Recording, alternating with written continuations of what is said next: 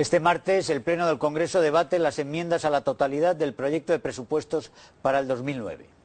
Unas cuentas que contemplan el aumento del gasto público superior al 3%. Más de la mitad se nos va en pagar pensiones y subsidios de desempleo. El Gobierno calcula que España crecerá a un ritmo del 1%. El Círculo de Empresarios cree que las previsiones en las que se basa el Gobierno son poco creíbles. Calculan que la economía española puede estar contrayéndose ya en estos momentos. En opinión del Círculo, las cuentas del Reino pecan de falta de austeridad. Calculan que incurriremos en un déficit más elevado del previsto. Buenos días. Para conocer los detalles del estudio del Círculo de Empresarios nos acompaña Fernando Eguidazu, su vicepresidente. Buenas noches. Buenas noches. Señor Eguidazu, estos presupuestos que mañana vamos a ver cómo las enmiendas a la totalidad se van a rechazar con una mayoría, esos presupuestos presuponen cosas que todos sabemos que no existen.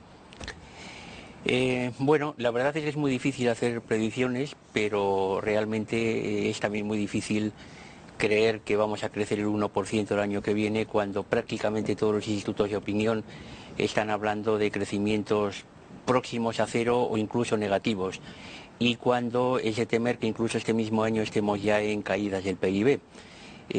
También es muy difícil de creer que el paro vaya a crecer solamente un 12, que solamente sea un 12,5% de la población activa. Desgraciadamente es muy probable que sea mayor. Sí, bueno, eso es que es difícil de prever, digamos que es un understatement, dicho de alguna forma, porque son cifras perfectamente irreales en ese sentido, ¿no? O sea, yo diría que son excesivamente optimistas y que ojalá se cubrieran, pero es muy poco probable, ¿no? Es usted extremadamente cauto. Bueno, lo malo no es acertar o no en las predicciones, sino lo malo es lo que viene después. Con una previsión de crecimiento tan alta, entonces es lógico programar unos ingresos presupuestarios demasiado altos, que probablemente no se van a cumplir, y un presupuesto de gastos demasiado bajo, que probablemente nos vamos a pasar.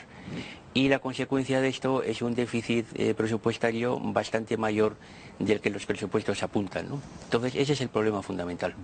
Cuando al Gobierno se le ha criticado esa falta de austeridad en los presupuestos, la respuesta inmediata de Zapatero ha sido: dígame usted de dónde corto. Lo cierto es que más del 50% de ese presupuesto, el 52%, está comprometido en pensiones a las que el Gobierno tiene que hacer frente por ley y en prestaciones de desempleo, con lo cual el margen presupuestario tampoco es muy amplio.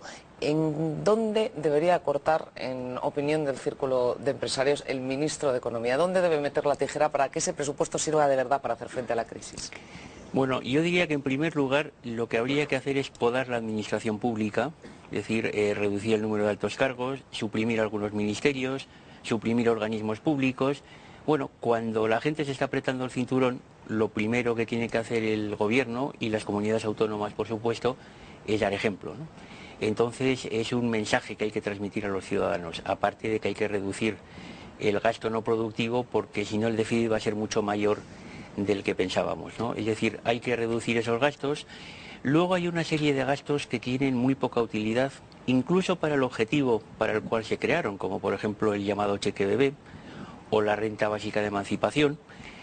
Y bueno, en definitiva, son una serie de gastos que no son productivos y que se podrían y se deberían recortar, ¿no? Sí, una pregunta respecto al recorte de gastos, digamos que es poco realista en viendo digamos la actitud general del Gobierno, que ha inflado altos cargos, se han inflado, y la administración en general, pero viendo las comunidades autónomas se puede hablar que otro tanto, ¿no? O sea, las comunidades autónomas en una situación de crisis como la actual, esta dificultad de, digamos, de ruptura de las estructuras, es decir, estructuras autónomas, tanto las administraciones, las macrocefalias que se han ido creando en la administración autonómica en todas partes realmente, en las regiones españolas, ¿qué medida también es un lastre añadido para la financiación? Pues es un lastre y es un problema muy grave, primero porque hemos recreado 17 estados. Hay 1.260.000 funcionarios en las comunidades autónomas, es decir, muchos más de los que había en toda España, en todas las administraciones al comienzo del proceso. En estos 4 años ha aumentado en 260.000 personas la nómina de los empleados públicos. Y además se está rompiendo la unidad de mercado, que es lo más preocupante, porque esas administraciones están creando una legislación que cada una tiene la suya y por tanto estamos empezando a tener 17 normas para casi cualquier cosa, ¿no? Entonces el problema es muy grave. Hemos dado un paso más con lo de la fracturación de la unidad de mercado, ahora con las concesiones que se hacen en I+D, por ejemplo, al País Vasco a cambio de los votos al PNV, por el voto mañana. Pues sí, es muy curioso que por una parte España entró en la Unión Europea porque la idea era que un mercado grande y unido es más eficaz y ahora resulta que de puertas para adentro estamos fragmentando el mercado español, ¿no? Y sobre todo además este estado de las autonomías es muy caro. Es muy caro porque tiene una hojarasca de organismos, de funcionarios, de entes reguladores cada vez mayor. Aparte de los caprichos, por supuesto.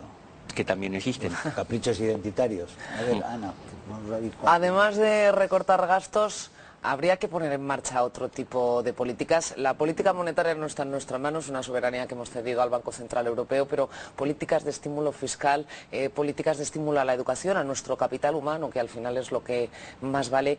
¿Qué conjunto de medidas propondría usted para que España saliera incluso reforzada de esta crisis?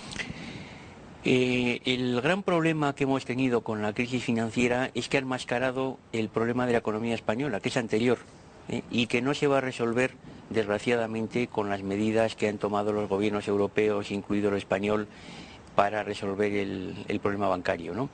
España tiene problemas propios, tenemos una crisis del modelo de crecimiento, es un modelo agotado, estaba basado en la construcción y la construcción ya nunca volverá a ser el motor de la economía. Tenemos un diferencial de inflación con Europa como consecuencia de las rigideces de la economía. Tenemos una energía cara y muy vulnerable al petróleo. Tenemos un marco regulatorio que probablemente supone un 3% del PIB y que habría que simplificar. Tenemos un sistema educativo que no funciona y eso lo dicen todos los institutos que han abordado el tema. Tenemos una justicia que necesita dinero y reformas organizativas importantes. Tenemos un marco laboral muy rígido y todo el mundo, incluido el Banco de España, dice que habría que simplificarlo y habría que flexibilizarlo.